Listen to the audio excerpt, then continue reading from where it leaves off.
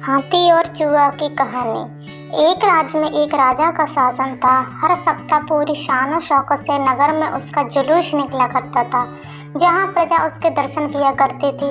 एक दिन एक नन्हा चूहा उसी राजमार्ग के किनारे किनारे कहीं जा रहा था।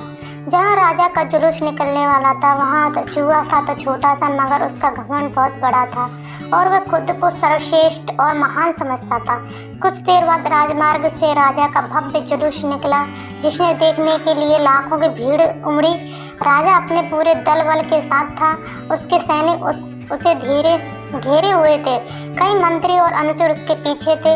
वह एक विशाल शाही हाथी पर सवार था। हाथी शाही था, इसलिए उसे भव्यता से सजाया गया था और उसकी शान भी देखते बनते थे।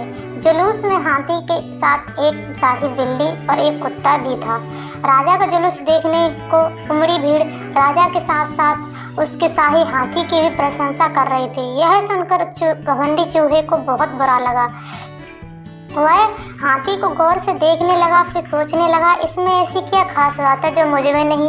मैं भी उसके जैसा हूँ। मेरे पास भी 2 आँख हैं, 2 कान हैं, 1 नाक और 4 पैर हैं। फिर इतनी प्रशंसा क्यों इसकी? उसके विशाल शरीर के कारण, लंबी सूंड के कारण, या छोटी छोटी आँखों के कारण, या झुर्रीदार चमड़ी के कारण? किस कारण?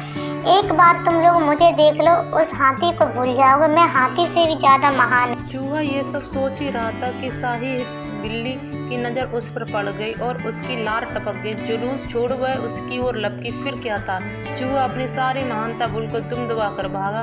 भागते भागते वह अपने हाथी के सामने आ गया। आगे बढ़ते हाथी ने उस पित्ती से चूहे को देखा तक नहीं और अपना विशाल पैर उठा लिया।